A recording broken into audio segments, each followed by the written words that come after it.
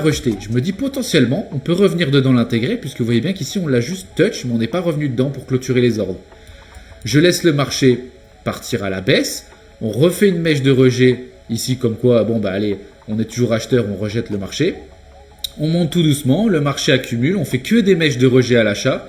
On rejette. Et ce qui m'a confirmé encore plus mon trade, c'est ici on est venu avec une forte impulsion.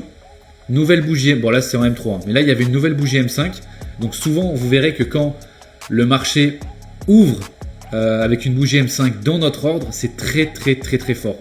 C'est-à-dire que si le marché il avait ouvert ici avec sa bougie, oubliez ce qu'il y a ici, hein, il avait pumpé et la bougie M5 avait ouvert ici, je serais beaucoup moins confiant. Parce que s'il remonte et qu'en M5 il nous fait une mèche de rejet comme ça, c'est très mauvais signe parce que souvent on va se faire casser. Exactement ce qui s'est passé ici. Il a ouvert là, il est venu à la baisse, il est remonté. Donc là, comme il a ouvert à notre ordre, souvent vous verrez c'est au niveau des bougies M5 où les institutions envoient leurs ordres.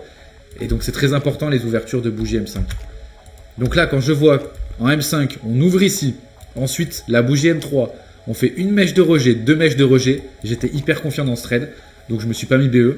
Et derrière, on est venu directement tout casser parce qu'il y a beaucoup de gens qui étaient en long. Ici, on a beaucoup accumulé.